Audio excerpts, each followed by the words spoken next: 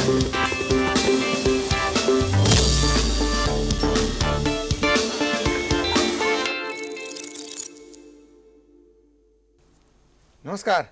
कार्यक्रम प्राइम इस्युमा स्वागत छ। म महाप्रसाद लामिछाने।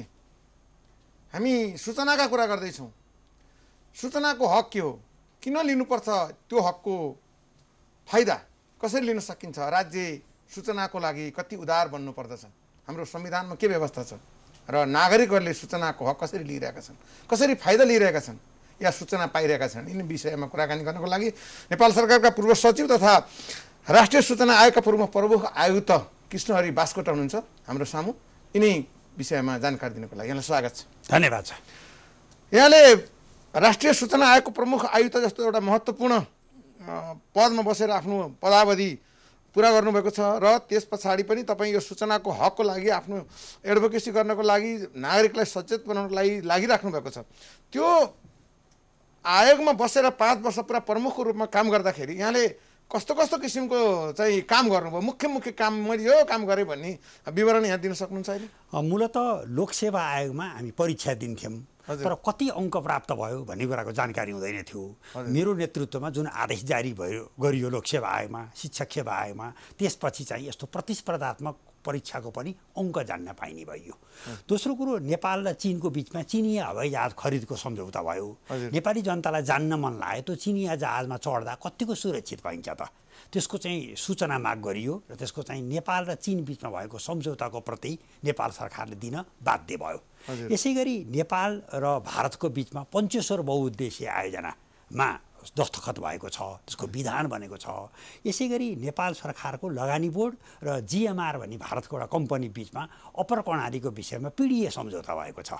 यस्ता सूचनाहरू माग गर्न जनताहरू अगाडि अग्रसर भएर आए, तर नेपाल सरकारले पहिला सुरुमा यस्ता सूचना दिन आनेकानी गर्यो। कतै भारत सरकारसँग हाम्रो सम्बन्ध बिग्रिन्छ कि, अथवा पिडिए सम्झौता भनेको कमर्सियल डिल हो, यो त अर्को प्रतिस्पर्धी चाहिँ विद्युत विकास सम्बन्धी काम गर्नेले थप जानकारी पो पाउँछ कि, तर राष्ट्रिय सूचना आयोग यो कुरासँग ट्रस्टका मस भएन र ती सूचना दिन चाहिँ हामीले राज्य प्रणालीलाई बाध्य गऱ्यौँ।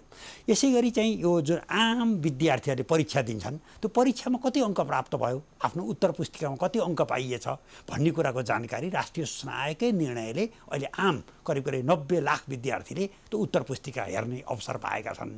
यसको साथसाथै सिंहदरबारभित्र चाहिँ सूचना माग गर्न जाने पहिला जनतालाई त्यो सिंहदरबारको घेराभित्र नै सुरक्षा निकायले प्रवेशै दिँदो रहन्छ। भने चाहिँ निकायहरू सुरक्षा निकायको घेराबन्दीमा रहने, तर संविधानमा नागरिकलाई सूचनाको हक छ भन्ने यो कसरी सम्भव हो? फेरि सबै निर्णय सिंहदरबारबाटै हुने निर्णय। यसर्थ मेरो नेतृत्वमा हामीले मुख्य सचिवको नाउँमा आदेश जारी गऱ्यौँ, तपाईँले कुनै पनि सूचना मागकर्ता नागरिकलाई सिंहदरबारभित्र सुरक्षाको न्यूमा प्रवेश निषेध गर्न सक्नुहुन्न। कि तपाईँ सिंहदरबारभन्दा बाहिर आउनुहोस् र जनतासँग छलफल गरेर सूचना दिनुहोस्, कि जनतालाई सूचना मागकर्तालाई सिंहदरबारभित्र प्रवेश दिनुहोस् भनेर हामीले आदेश जारी गऱ्यौँ। एकजना त न्यायाधीश सम्मले पनि वास्तवमा आफूले बोल्दै नबोलेको कुरामा तिमीले बोलेका हौ भनेर न्याय परिषदबाट उनी दण्डित भए।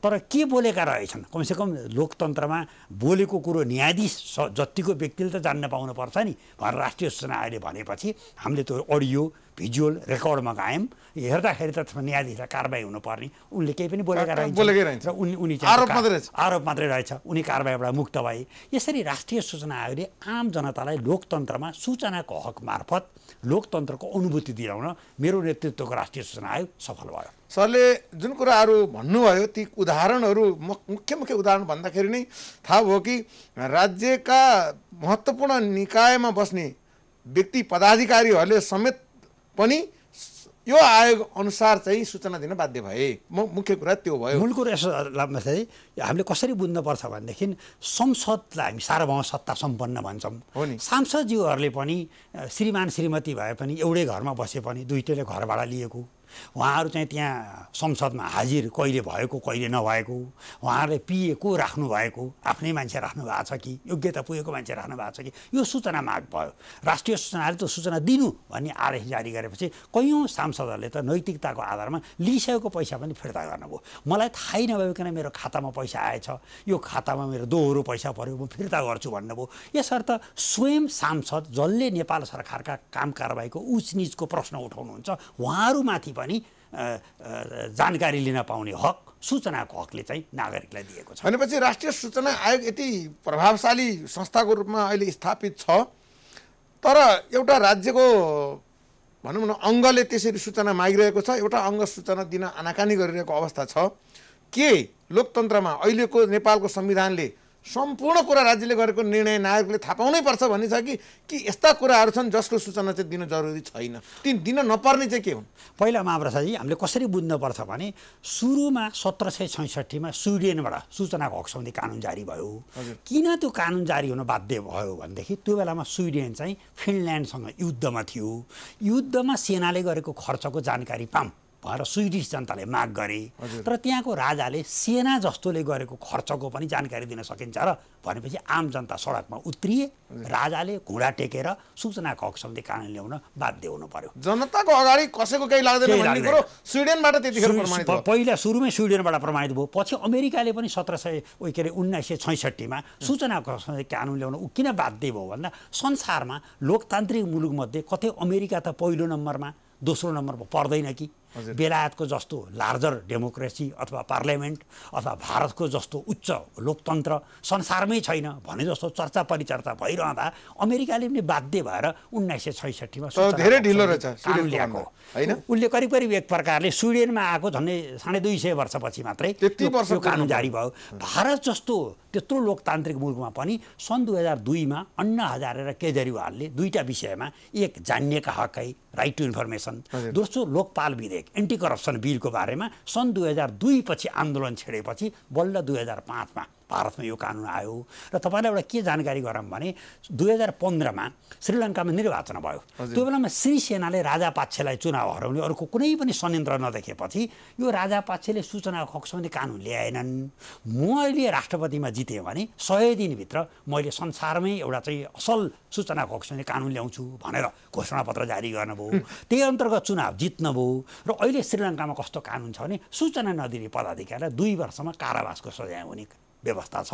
अर्थात् सूचना नदिने भनेको फौजदारी अभियोग हो भन्ने श्रीलङ्काको सरकारले संसारलाई देखाइदिएको छ। भनेपछि लोकतन्त्र भनेकै नागरिकले सरकारले आफूले निर्वाचित गरेको सरकारले के गर्दैछ भन्ने कुरा जस्ताको तस्तै ब्ल्याक एन्ड व्हाइट जान्न पाउनुपर्छ भन्ने नै हो यसको मुख्य। यसमा यसरी बुझ्नु पर्यो लामिछानेजी, हामीले प्रष्टै के बुझ्नु पर्छ पहिला राज्य कसरी उत्पत्ति भयो भन्दा हब्स ल रुसोको सामाजिक अनुबन्धको सिद्धान्त छ।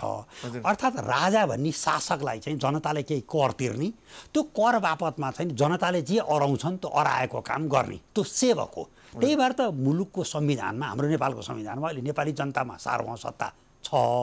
अर्थात् जनता यो मुलुकका मालिक हुन्। जति पनि जनताका काम गर्ने चाहिँ प्रधानमन्त्री, प्रधान न्यायाधीश, सभामुख हुनुहुन्छ, ती सबै जनताका सेवक हुनुहुन्छ भने उहाँहरू मातहत, राज्यका तिनै अङ्गका मातहतका मान्छे जनताको सेवक हुनु स्वाभाविकै भयो। यसर्थ पहिला सामाजिक अनुबन्धको सिद्धान्त अनुसार नै राज्य प्रणालीलाई जनताले नै स्थापना गरेका हुन्।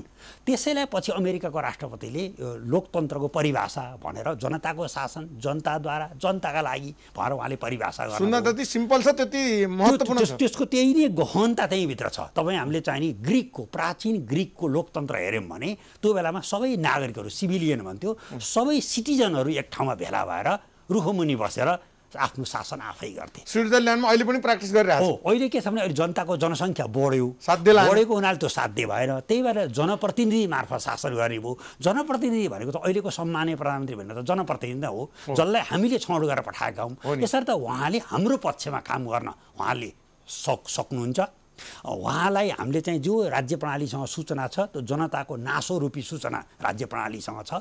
जनताले जुन बेला चाहन्छन् त्यही बेला पाउँछन्। तर सूचनाको हक सम्बन्धी ऐनको दफा 3 मा 5 प्रकारका सूचना दिन भने राज्य प्रणाली बाध्य नहुने व्यवस्था छ।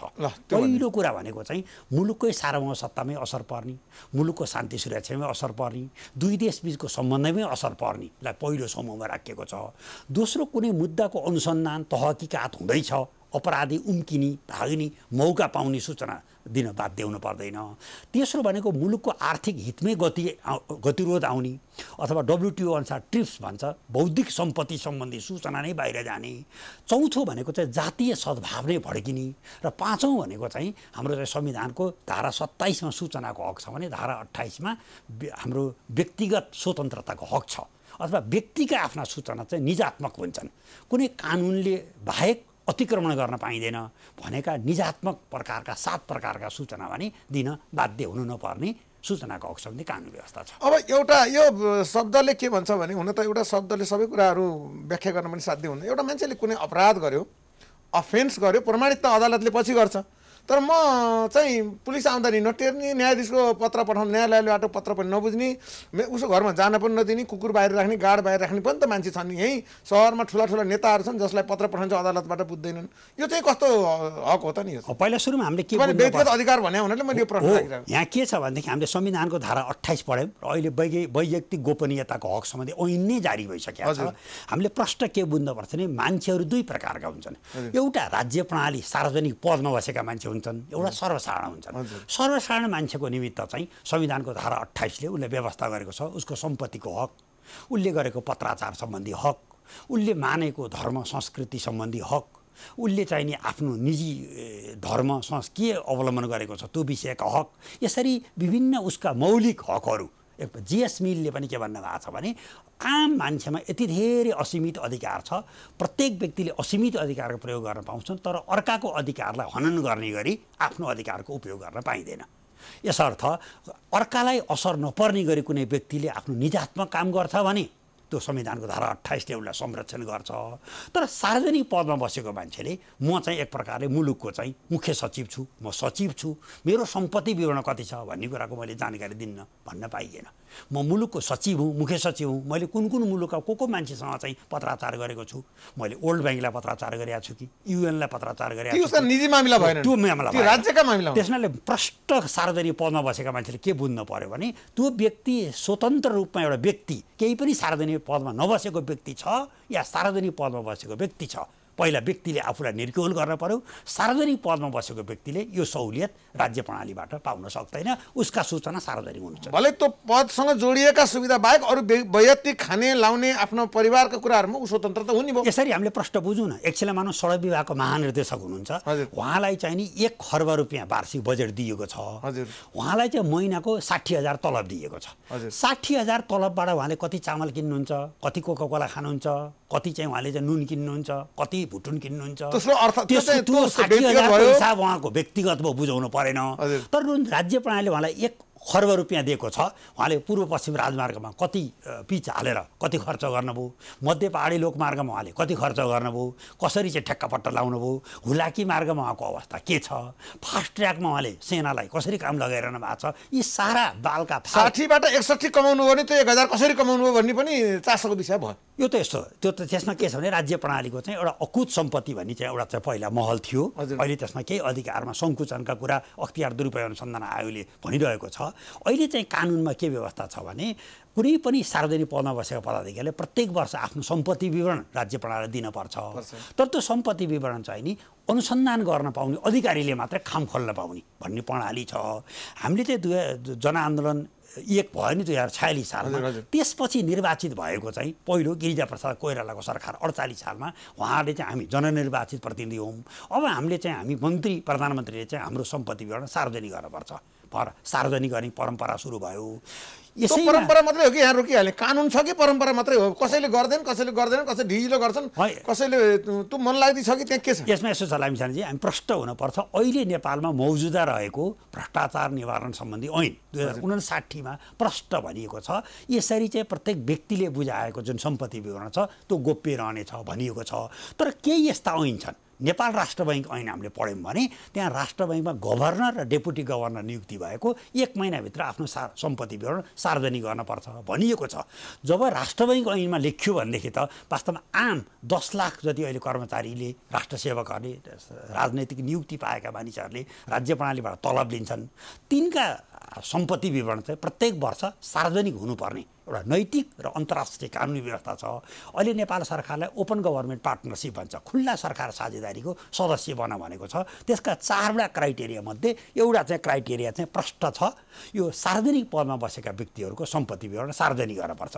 त्यसमा 4 पूर्णाङ्कमा नेपालले 2 पूर्णाङ्क मात्रै पाछ, किन प्रत्येक सार्वजनिक पदमा बसेकाले खामबन्दी गरेर सम्पत्ति दिन्छन्, त्यो बापत अन्तर्राष्ट्रिय रूपमा हामीले 2 नम्बर पाएका छौँ। तर त्यो सम्पत्ति विवरण सार्वजनिक नहुने भए हुनाले त्यसमा हामीले चाहिँ 2 नम्बर गुमाएका छौँ। यसबाट पनि हामीले बुझ्नुपर्छ एउटा अन्तर्राष्ट्रिय अभ्यास भनेको पनि आफैमा कानुन सरह कुरा हो।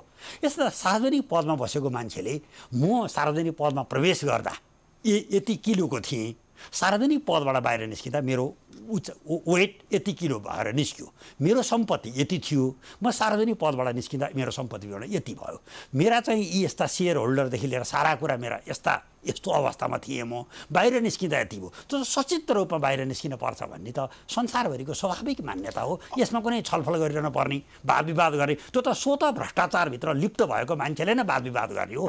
मेरो व्यक्तिगत कुरा हो, मेरो सम्पत्तिबाट। अब हामीले पूर्णाङ्क बढाउनलाई जुन अन्तर्राष्ट्रिय मान्यता अनुसार नेपालले चाहिँ पूर्णता पाउनको लागि के अब्स्ट्याकलहरू देख्नु भएको छ यहाँले?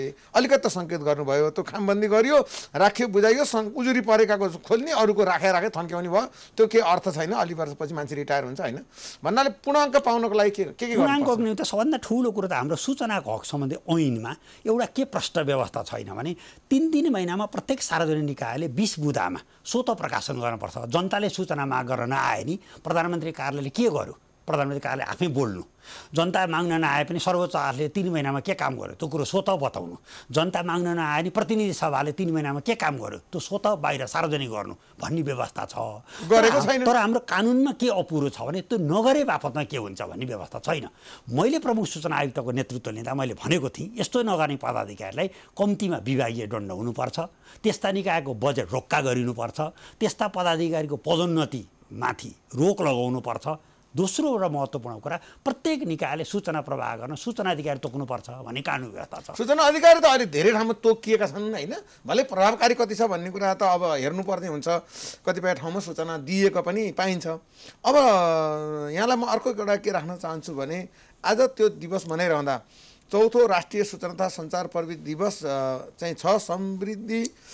समृद्ध नेपालको आधार सूचना सञ्चार प्रविधिको विस्तार भनेर राखिएको छ, एउटा थिम पनि दिएको छ, स्लोगन भनौँ यसलाई, नारा दिएको छ। यो नारा आफैमा कतिको चाहिँ अहिलेको अवस्थामा सान्दर्भिक छ जस्तो लाग्छ यहाँलाई? मैले देखाएर त यो नारा अत्यन्त सान्दर्भिक छ। अहिलेको युग भनेको डिजिटल युग हो, आइसिटीको युग हो, इन्फर्मेसन कम्युनिकेसन एन्ड टेक्नोलोजीको युग हो।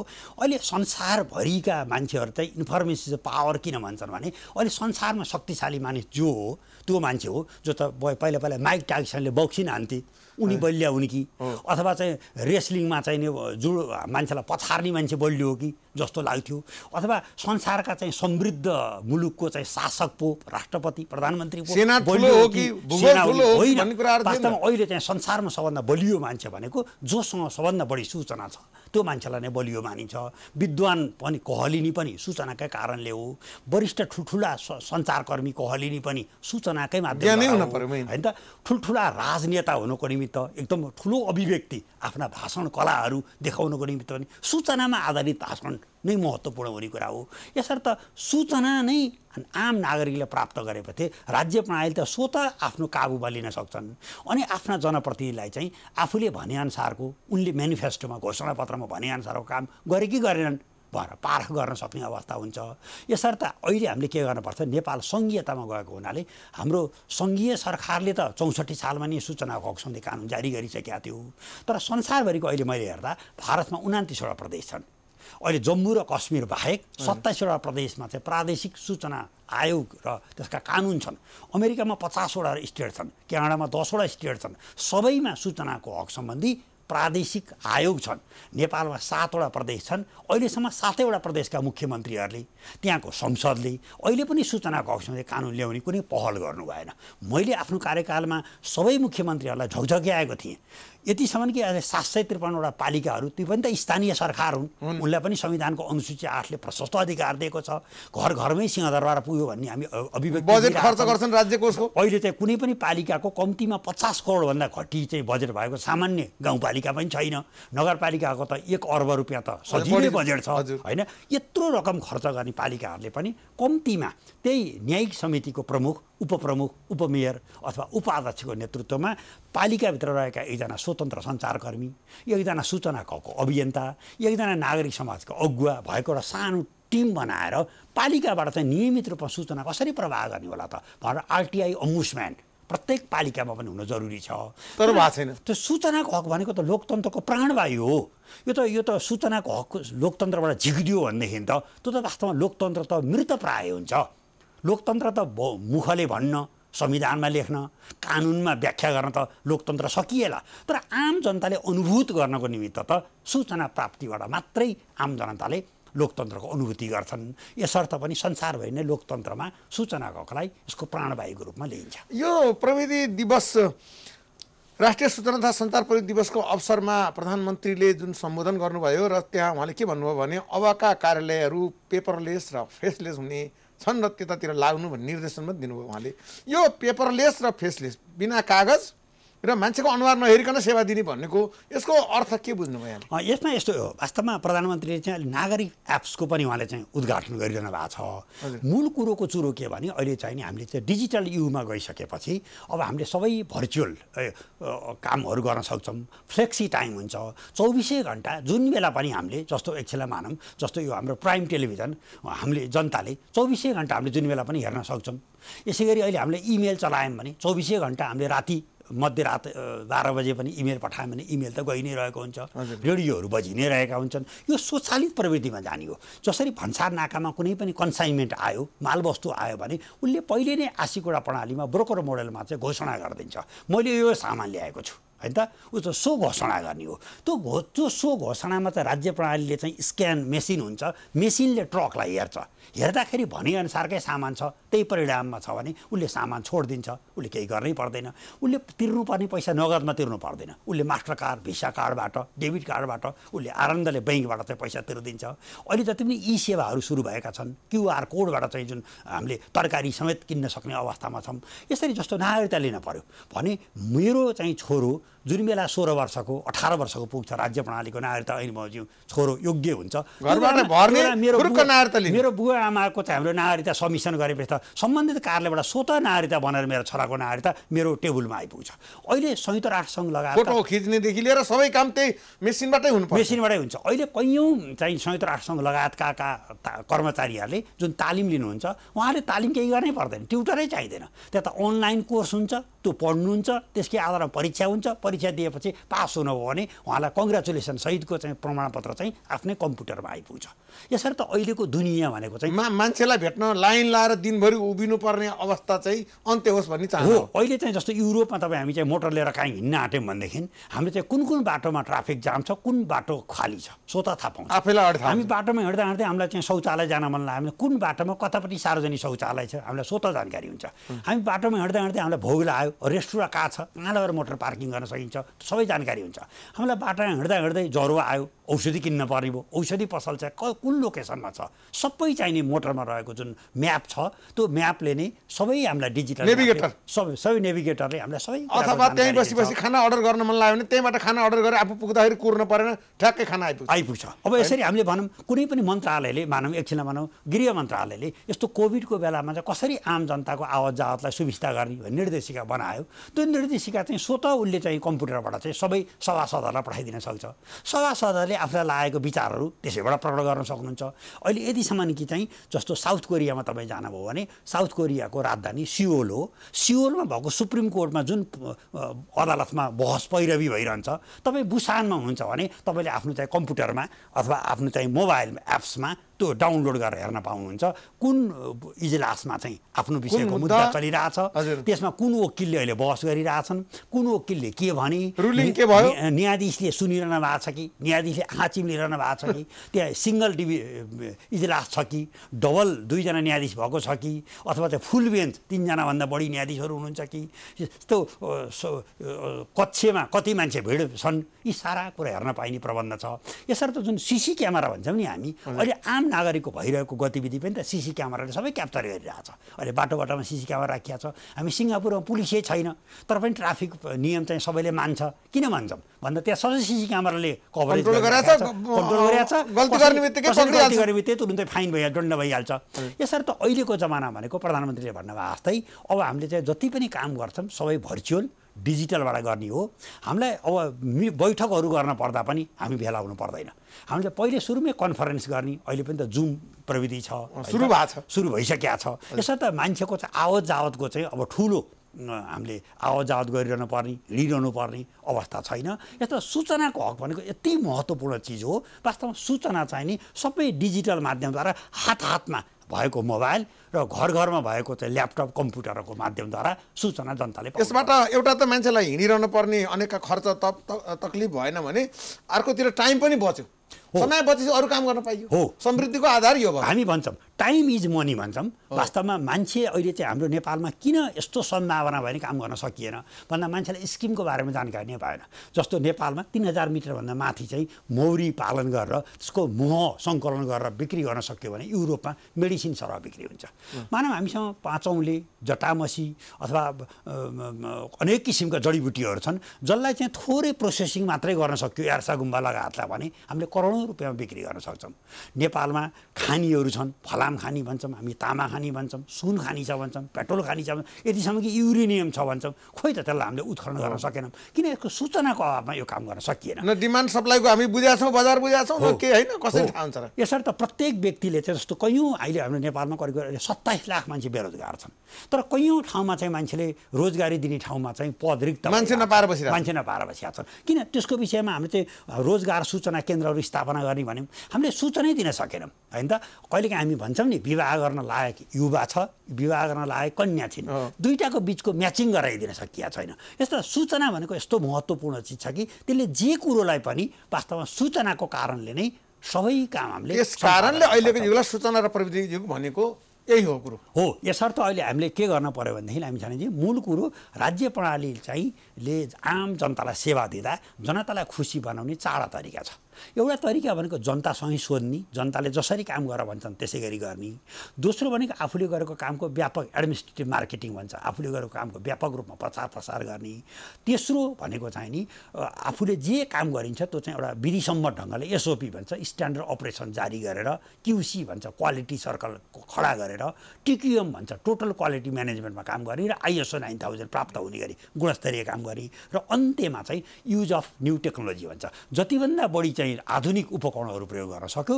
अहिले चाहिँ तपाईँ हाम्रो चाहिँ अहिले कोभिडको बेला छ नि, अक्सिजनको मात्रा के छ भने यसो बुढी अमलामा थिच्ने बित्तिकै अक्सिजनको मात्रा 94 छ भने देखिन्छ।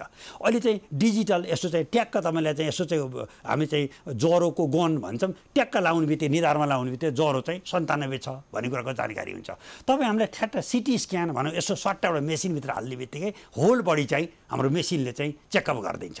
अहिले हाम्रो चाहिँ कुनै हाम्रो ब्लडको कल्चर ग्रुप कुन छ भनेर यसो जान्न चाहियो भने डाक्टरले तुरुन्त नै तपाईँको ए बी सी कुन ब्लड ग्रुप हो तुरुन्तै जानकारी दिन्छन्। अर्थात् मेडिकल साइन्स किन एडभान्स भयो भन्दा इक्विपमेन्टमा आधारित भयो।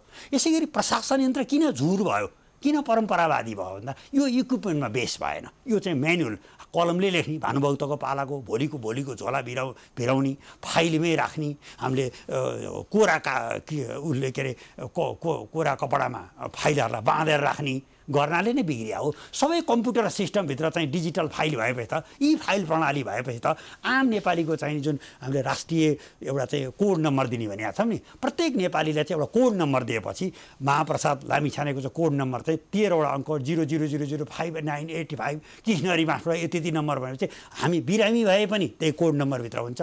हामीले तलब लियौँ भने पनि त्यही कोड नम्बरभित्र पाउँछौँ। ट्याक्स पनि आउँछ, हाम्रो ट्याक्स केही हामीले तिरेका थियौँ भने पनि त्यही कोड नम्बरभित्र हुन्छ होइन त। हामीले कहीँ ट्राभल गऱ्यौँ भने पनि त्यही कोडभित्र आउँछ। हाम्रो सारा बाँचुन्जेलसम्मको विवरण अपराध भने कन्ट्रोल स्वतः हुने हो, को मान्छे कहाँ छ सबै कुरा चाहिँ व्यक्तिमा। यसर्थ डिजिटल प्रणाली भनेको यस्तो चिज हो व्यक्ति आफू पनि सेफ रहन्छ, राष्ट्र पनि सेफ रहन्छ, मान्छे स्वतः नैतिकताभित्र स्वतः एउटा नैतिक बन्धनभित्र रहन सबैजना बाध्य। यहाँको भनाइबाट अब हामीले यहाँको अभ्यास भनाइ र यहाँको जुन अहिलेसम्मको अनुभवले के देखायो भने हामी सूचना प्रविधिको हिसाबले धेरै पछाडि छौँ। हामीले धेरै रसमा काम गर्नुपर्ने अवस्था देखिन्छ। अहिले मालपोत कार्यालयमा जाउँ हामी ढड्ड खोलेर चाहिँ त्यो जग्गाको श्रेष्ठता हेर्नुपर्छ, दिनभरि लाग्छ, कहिले पत्तै लाग्दैन।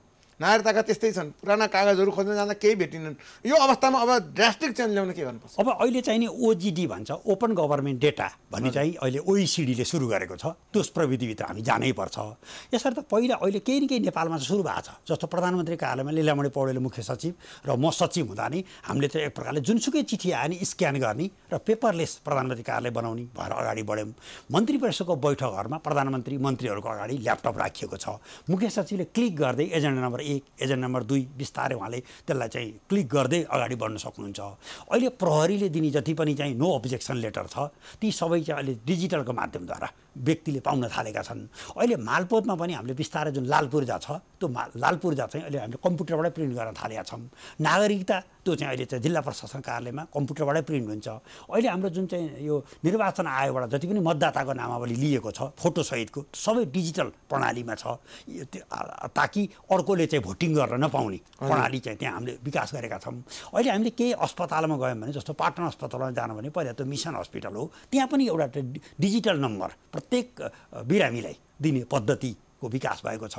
यसरी हामीले चाहिँ अब प्रत्येक सार्वजनिक निकायमा हामीले विद्युतीय प्रणाली सुरु गर्नैपर्छ। कर प्रशासनमा बिस्तारै यो चाहिँ भ्रष्टाचार नहोस्, करदाता र कर्मचारीको बिचमा चाहिँ प्रत्यक्ष सम्पर्क सम्बन्ध नहोस् भन्नको निमित्त व्यापारीहरूलाई स्वत घोषणा गर्न पाउने, उहाँहरूले ई फाइल सबमिसन गर्न पाउने, विद्युतीय प्रणालीबाटै आफ्नो भ्याटको हिसाब आयकरको हिसाब बुझाउन पाउने प्रणाली छ भने भन्सारमा त अब बिस्तारै चाहिँ हामी वेब बेस्ड कस्टम क्लियरेन्स सिस्टममा गइसक्यौँ। अर्थात् कुनै पनि कलकत्ता बन्दरगाहबाट आएको सामान वीरगञ्ज भन्सारमा कुन बेला छुट्यो भन्ने कुरा काठमाडौँमा रहेको व्यापारीले आफ्नो अनलाइनबाट हेर्न पाउने प्रणालीमा हामी गइसक्यौँ। यति सबै सरले भन्नुभयो। अब यहाँले पहिला सुरुमा नेपाल सरकारका महत्त्वपूर्ण ओहदामा जुन अहिले हामीले व्याख्या गरेका जस्ता पब्लिक पोस्टमा बसेका मानिसहरूलाई उदार भएर सूचना सम्प्रेषण गर्न नागरिकलाई प्रेस रिलिज मार्फत होस्, अनलाइन मार्फत होस् या वेबसाइट मार्फत होस्, जसरी दिनको लागि ती व्यक्तिहरू जो सूचना दिन चाहँदैनन् के भन्न चाहनुहुन्छ उहाँलाई के भन्न चाहनुहुन्छ? अहिले मलाई एकदम अहिले मनमा लागिरहेछ हाम्रो चाहिँ वरिष्ठ कलाकार मदन कृष्ण श्रेष्ठज्यू चाहिँ अहिले केही बिरामी हुनु भएको छ, उहाँले सन्चो हुनुभएको छ। उहाँको एउटा ट्याक्क मैले पढेँ, वास्तवमा हामीले सकारात्मक सोच राख्नु पर्दो रहेछ उहाँले भन्नुभयो। वास्तवमा लक्ष्मीप्रसाद देवकोटा पनि त्यस्ता राष्ट्रकवि पनि महाकवि पनि अन्त्यमा चाहिँ आखिर रहेछ श्रीकृष्ण एक उहाँ चितामा पुग्ने यसर्थ जुनसुकै सार्वजनिक पदमा मै हुँ भन्ने पदमा बसेका मान्छे पनि एक दिन अवकाश हुनुपर्छ। मै हुँ भन्ने पदमा बसेका व्यक्तिले पनि आफ्नो लागि गर्नुभएको होइन, राज्य प्रणालीको लागि गर्नुभएको हो। राज्य प्रणालीमा जनता नै मालिक हुन्, सार्वभौम सत्ता नेपाली जनतामा छ भनेपछि जनताका सूचना जनताको लागि तिनको कर लिएर तलब खाने मान्छेले तिनलाई नै बाइपास गर्नु त जरुरी छैन। यसर्थ मैले तपाईँको यो टेलिभिजन मार्फत आम श्रोतालाई आम सार्वजनिक पदमा गएका मान्छेलाई मैले प्रष्ट के भन्छु भने जसरी मान्छे जन्मेपछि मर्छ त्यसै गरी तपाईँ पनि पदमा गएपछि तपाईँ सार्वजनिक पदबाट अवकाश हुनैपर्छ। यसर्थ आफूले गर्नुभएको पदमा रहँदाखेरिका काम तपाईँले जति सक्नुहुन्छ त्यति पारदर्शी हुनैपर्छ।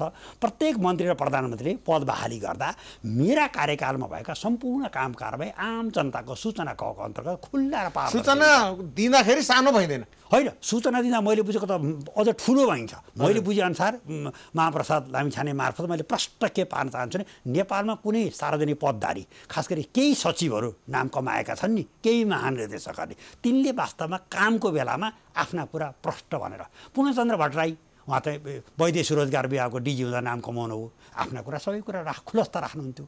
हाम्रो चाहिँ लीलामणि पौडेल मुख्य सचिव हुँदा उहाँले नाम कमाउनु हो, उहाँले आफूले जे काम गर्नुहुन्थ्यो त्यो कुरो खुलस्तका साथ बाहिर सार्वजनिक गर्नुहुन्थ्यो। केही हदसम्म म कृष्णहरि बाँठमा पनि सार्वजनिक पदमा रहँदा आफ्ना कुरा सार्वजनिक गरेँ। त्यसले गर्दा म सचिवबाट रिटायर भएको झन्डै अब 8 वर्ष 9 वर्ष भयो।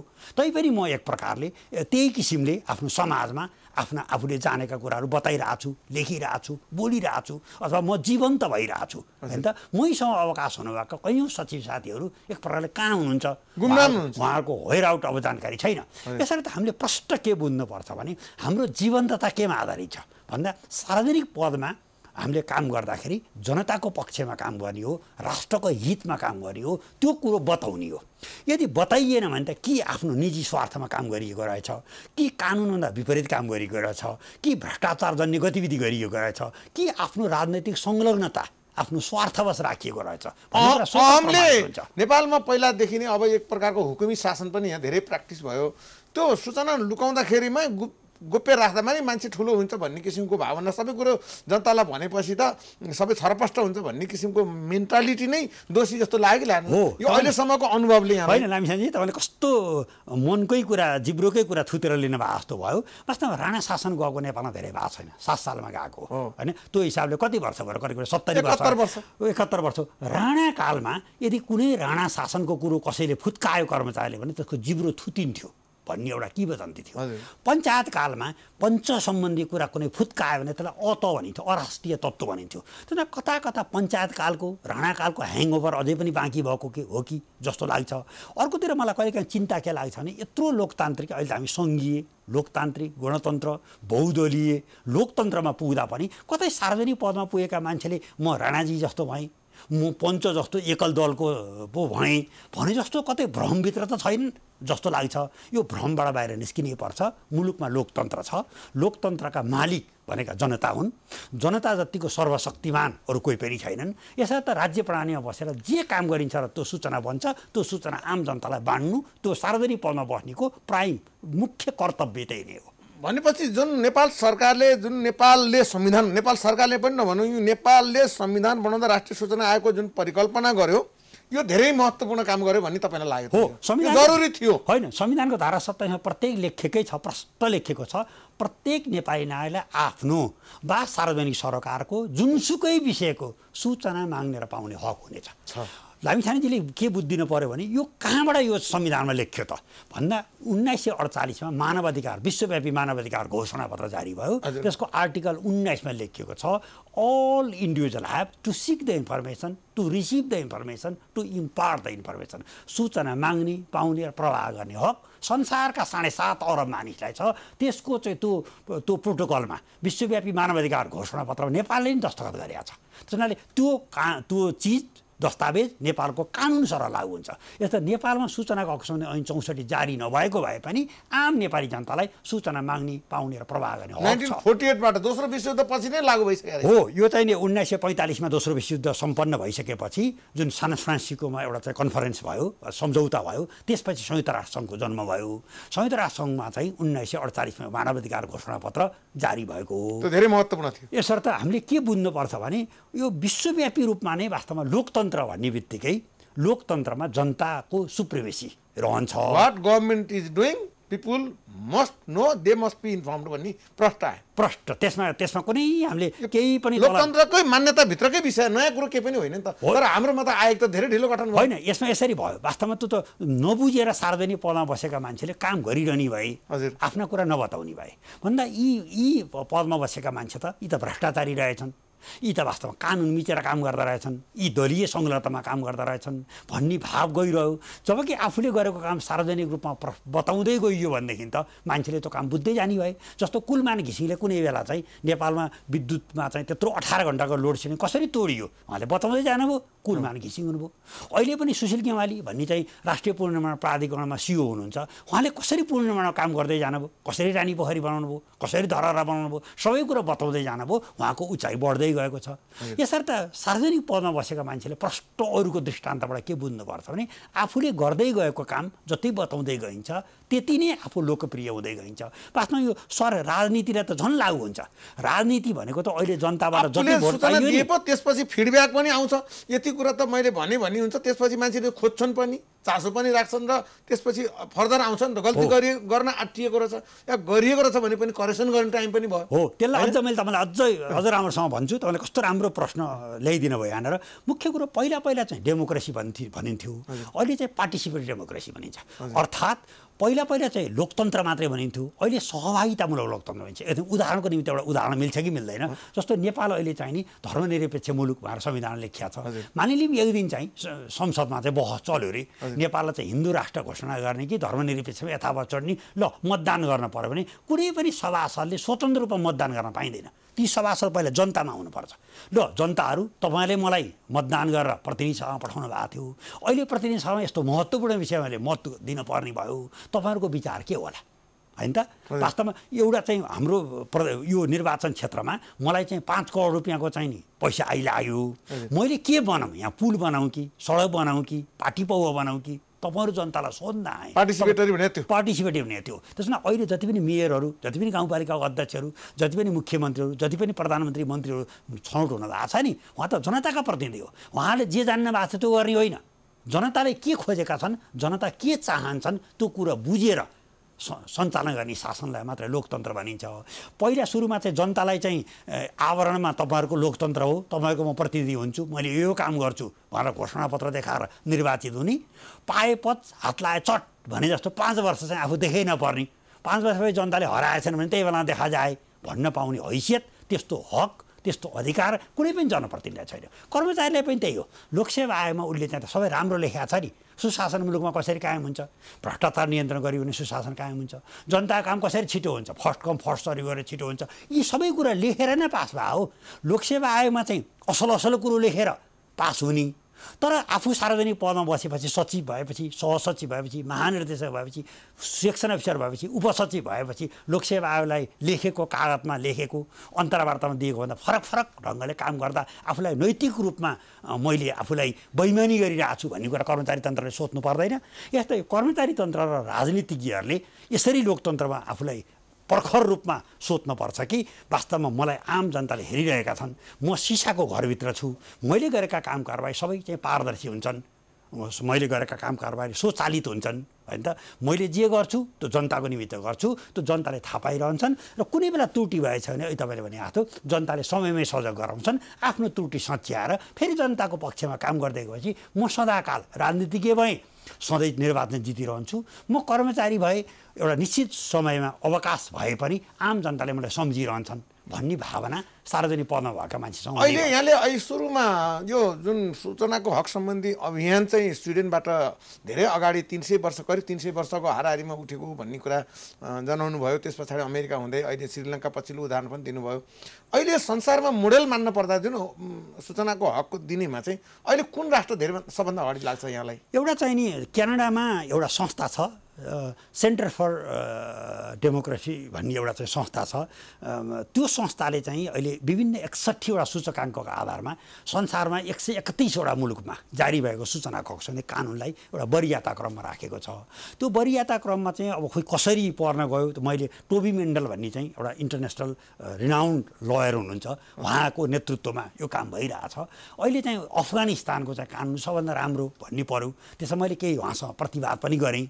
मलाई अब केही अफगानिस्तानको विषयमा अब सार्क मुलुकै हो, तर पनि त्यसपछि हेर्ने हो भनेदेखि चाहिँ खास गरी मेक्सिको, खास गरी चाहिँ यो श्रीलङ्का लगायतका मुलुकहरू, खास गरी स्केन्डिनेभियन कन्ट्रीहरू चाहिँ अलि बलिया छन् र युरोपका मुलुकहरू पनि यस विषयमा चाहिँ अलिकति बलिया सूचनाको हकमा। अफगानिस्तानमा पछिल्ला दिनहरूमा अहिले त्यस्तो किसिमको उदार सरकार आएको भन्ने कुरा जुन नयाँ कुरा यहाँले भन्नुभयो त्यो अफगानिस्तान पनि अगाडि गइसक्यो भन्ने बुझ्नु पर्यो, नभए त्यहाँ इस्लामहरूको निकै नै वर्चस्व हो। सूचनाको यो यसो हो, फेरि त्यो चाहिँ टोबी मेन्डलले चाहिँ जुन प्रत्येक वर्ष निकाल्नुहुन्छ त्यो एउटा इन्डेक्स, त्यो भनेको सूचनाको हकको प्रयोग होइन, सूचनाको हकको कानुनको अवस्था के छ भन्ने हो। कानुनको निर्माणमा चाहिँ अफगानिस्तान 1 नम्बरमा देखिएको छ, नेपाल पनि यस कुरोमा चाहिँ 21औं नम्बरमा। अन्तिममा यहाँलाई मैले समय सकिसकेको छ, अन्तिममा आम नागरिकले सूचना नमागिदिँदाखेरि अन्याय सहेर बस्दिँदाखेरि आफूलाई परेको चाहिएको सूचना लिन नजाँदाखेरि पनि राज्यले दिने डेलिभरी दिन सकिरहेको अवस्था लाग्दैन, किनभने हाम्रो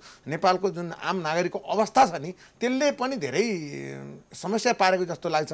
यहाँले चाहिँ त्यो नागरिकहरूलाई के भन्न चाहनुहुन्छ? मैले आम नागरिकलाई नम्रतापूर्वक के निवेदन गर्न चाहन्छु नि, तपाईँ यो मुलुकको मालिक हो, सार्वभौम सत्ता सम्पन्न मालिकले कुनै पनि सार्वजनिक निकायमा जाँदा तपाईँ अनावश्यक रूपमा यो बिचौलियाकोमा पर्ने अथवा आफूले नमस्कार गर्दै हिँड्नुपर्ने अथवा जी हजुरी गर्दै हिँड्नुपर्ने अथवा कुनै नेतालाई काँधमा बोकेर हिँड्नुपर्ने अथवा भ्रष्टाचार अथवा घुस खुवाएर रिश्वत लेनदेन गरेर सेवा लिनुपर्ने अवस्था छैन।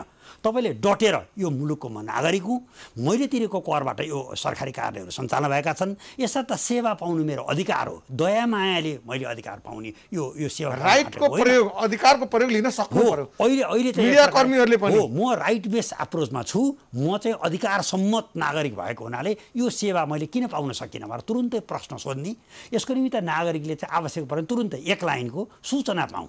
श्री सूचना अधिकारी तपाईँले त्यो त सिम्प्लिफाई गरेर सरल बनाइदिनु भएको छ नि तपाईँको कार्यकालमै। सूचनाको हक सम्बन्धी जुन सूचना लिने तरिका फर्म्याट डेभलप गरिदिनु भएको छ होइन? हो, त्यसमा सजिलो सरल सूचना अधिकारीलाई सम्बोधन गरेर मैले यो विषयको सूचना पाऊँ भनेर 1 लाइनको निवेदन दिए पुग्छ।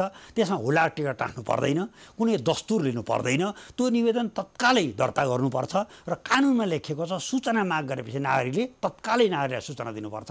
यदि सूचना सङ्कलन गरेर दिनु परिरहेछ भने अधिकतम 15 दिनभित्र सूचना नदिएमा त्यसको उजुरी कार्यालय प्रमुख समक्ष पर्छ।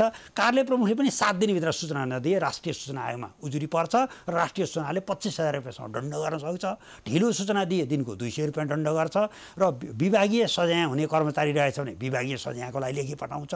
आयोगको आदेशको अवज्ञा गरेमा अर्को 10,000 रुपियाँ दण्ड गर्न सक्ने कानुनी व्यवस्था छ। यसमा आयोग खरो उत्रेको छ। निश्चय र मान्छेले बस्नुपर्ने अवस्था छैन सूचनाको लागि चाहिँ। यसर्थ मैले आम नागरिकलाई फेरि पनि के आह्वान गर्छु भने हामी नागरिकहरू मुलुकको संविधानले हामीलाई सशक्तिकरण गरेको छ, नागरिकलाई मौलिक हक र कर्तव्य दिएको छ। मौलिक हक भनेको सूचना पाउने हक हो, कर्तव्य भनेको हामीले सहने होइन, आफ्नो अधिकारको लागि अगाडि लड्ने, माग्ने, सूचना माग गरेर आफूले प्राप्त अपेक्षा गरेको सेवा प्राप्त गर्नु चाहिँ नागरिकको कर्तव्य हो। यसर्थ संविधान अनुसार असल नागरिक हुनको निमित्त प्रत्येक नागरिकले आफ्नो सेवासँग सम्बन्धित सूचना माग गर्नुपर्छ। स्विजरल्यान्डका जनताले प्रत्येक दैनिक झन्डै 70% सूचना प्रयोग गर्छन्। उनले जे कुरा पनि सूचना माग गर्छन्। कुनै ठाउँमा पसलमा सामान किनी तुरुन्तै बिल माग्छन्। रेलवे स्टेसनमा 7 बजे आउनुपर्ने रेल 7 बजेर 1 मिनटमा आयो भने उनले किन 7 बजेर 1 मिनटमा वाइ भन्छन्, त्यो तुरुन्तै नै सोध्छन्। कुनै ठाउँमा शौचालयमा जानु पर्यो क्यु हो भने किन यो जनता अनुसारको शौचालय किन बनाउन सकिएन, क्युमा किन बस्नु पर्यो, तुरुन्त नै उनले प्रश्न सोध्छन्। र रिस्पोन्स प्रश्न मात्रै सोधेर भएन, त्यसको रिस्पोन्स पनि आउँछ। होइन, होटलमै पनि कुनै सामान किनियो, यो कफी त धेरै 100 डिग्री तातो जस्तो छैन नि भन्यो भने तुरुन्तै क्षतिपूर्ति पाइन्छ। त्यो कफीको सट्टा अर्को कफी पाइन्छ। यो कफीमा त मैले चिनी नहाल्नुहोस् भनेको थिएँ, चिनी अलि बढी हाले जस्तो लाग्यो, त्यो तुरुन्तै कफी खाएर अर्को कफी चाहिँ उनलाई कम्प्लिमेन्ट। यसलाई भन्छ गुड गभर्नेन्स। यसको लागि त मुख्य कुरा मान्छे नै सशक्त हुनैपर्छ। आम नेपाली जनताले म प्रजा हुँ, म चाहिँ रैती हुँ भन्ने भावना छोडेर म यो मुलुकको मालिक हुँ भन्ने भावना लिएपछि सूचनाको हकमा बल्ल नागरिक भइन्छ, अगाडि बढ्छन् र जनता चाहिँ नागरिकमा रूपान्तरित भएपछि यो सबै समस्याको समाधान हुन्छ। यहाँले जुन राष्ट्रिय सूचना आयोगमा त्यसरी प्रमुख भएर यस्ता किसिमको स्थापना गर्नुभयो, मान्यताहरू स्थापित गरेर भनौँ न डकुमेन्टेड गरेर हिँड्नुभयो, अहिले पछिल्ला दिनहरूमा त्यहाँ नयाँ पदाधिकारी आउँदा त्यो किसिमको फलोअप भएको छ कि, अर्थात् अझ सशक्त भएको छ कि अझ निष्क्रिय सुसुप्त भएको छ जस्तो यहाँलाई भन्न मिल्छ? मिल्छ। अहिले चाहिँ वास्तवमा महेन्द्रमान गुरुङज्यूले प्रमुख सूचना आयुक्त नेतृत्व लिइरहनु भएको छ। त्यहाँ अन्य 2जना आयुक्तहरू हुनुहुन्छ, त्यहाँ सचिवहरू हुनुहुन्छ। राष्ट्रिय सूचना त्यत्तिकै सशक्त रूपमा अहिले यस्तो कोभिडको बेलामा एक प्रकारले निषेधाज्ञा जारी भइरहेको बेलामा पनि जुमको माध्यमद्वारा अन्य प्रविधिबाट पनि आम नागरिकको सूचना प्रवाहतर्फ राष्ट्रिय सूचना सदैव सजग छ। खास गरी हाम्रो चाहिँ सूचनाको हक सम्बन्धी ऐन भदौ 3 गते जारी भएको हो र संसारमा नै 28 सेप्टेम्बरलाई विश्वव्यापी अन्तर्राष्ट्रिय थाहा पाउने दिवस भनिन्छ र हाम्रो वैशाखको 22 गते आयोग स्थापना भएको हुनाले आयोग स्थापना दिवस पनि मनाइन्छ। अहिले हालसालै आजकै दिनमा पनि हामीले चाहिँ सूचना प्रविधि सम्बन्धी दिवस पनि मनायौँ। यसर्थ यस्ता महत्त्वपूर्ण दिनहरूले अहिले वास्तवमा चाहिँ सूचनाको हकको क्षेत्रमा निकै नै खास गरी यसका अभियन्ताहरू पनि हुनुहुन्छ। विशेष गरी सञ्चारकर्मीले चाहिँ यसमा बेजोड भूमिका निर्वाह गर्न भएको छ। सार्वजनिक पदमा बसेका केही मान्छेलाई के जानकारी छैन भने हामीले सञ्चारकर्मीलाई किन सूचना दिने भनेर प्रति प्रश्न गर्नुहुन्छ। वास्तवमा उहाँहरूलाई के जानकारी छैन भने आम जनतालाई विज्ञापनको रूपमा रकम खर्च गरेर दिनुपर्ने सूचना सञ्चारकर्मीलाई सेतुको रूपमा सूचना दिँदा राज्य प्रणालीबाट भएको काम कारबाही समाचारको रूपमा उहाँले आम जनतासम्म चाहिँ पुर्याइदिनुहुन्छ। यो त एउटा माध्यम हो, राज्यको चौथो अङ्ग हो। यसर्थ सञ्चारकर्मीलाई जतिसक्दो बढी सूचना दिनेतर्फ सार्वजनिक पदमा बसेका व्यक्तिहरूले समयमै बुझ्नुपर्छ भन्ने मेरो उहाँहरूलाई आग्रह छ। आज चौथो राष्ट्रिय सूचना तथा सञ्चार प्रविधि दिवसको सन्दर्भ पारेर यो अहिलेको यो कोरोनाको कठिन अवस्थामा पनि यहाँले आएर प्रष्ट रूपमा आयोगका काम संसारको एउटा मान्यता र नागरिकले कसरी सूचना लिनुपर्छ, किन लिनुपर्छ र कसरी पाउनुपर्छ भन्ने कुरा प्रष्ट पारिदिनु भयो। यहाँलाई धेरै धन्यवाद। वास्तवमा मैले पनि महाप्रसाद लामिछाने तपाईँ मार्फत मैले के आग्रह गर्छु भने लोकतन्त्रमा हामीले जुन बिल अफ राइट्स बनायौँ अथवा चाहिँ म्याग्ना कार्टा बनायौँ, त्यस्ता जुन महत्त्वपूर्ण दस्तावेज छ त्यो दस्तावेजलाई हामीले आत्मसात गरेर लोकतन्त्रको विश्वव्यापी मान्यता के हो त्यस अन्तर्गत हामी पनि नेपाल पनि विश्वमै उत्कृष्ट लोकतान्त्रिक मुलुक हौँ भनेर सूचनाको हकलाई व्यापक प्रयोग गरेर त्यो प्रतिस्पर्धामा सफल हुनुपर्छ भन्ने मेरो सबैलाई शुभकामना। धेरै धन्यवाद यहाँलाई। धन्यवाद। हामीले आजको दिनमा सबैभन्दा महत्त्वपूर्ण विषय आम नागरिकलाई सूचना नै शक्ति हो, यो नै हो, लिनुपर्छ अधिकार, राज्यले दिएको अधिकार लिनुपर्छ र दिनेले दिनुपर्छ भन्ने मेसेज पास गऱ्यौँ। यहाँलाई हामीले दियौँ कृष्णहरि बास्कोटा मार्फत, जो राष्ट्रिय सूचना आयोगको पूर्व प्रमुख आयुक्त हुनुहुन्छ, नेपाल सरकारको पूर्व सचिव पनि भएको एउटा व्यक्ति हुनुहुन्छ। यतिका जानकारी दिनुभएको उहाँलाई धन्यवाद दिँदै हामी यो कार्यक्रम प्राइम इस्यु यहीँ समाप्त गर्छौँ। नमस्कार।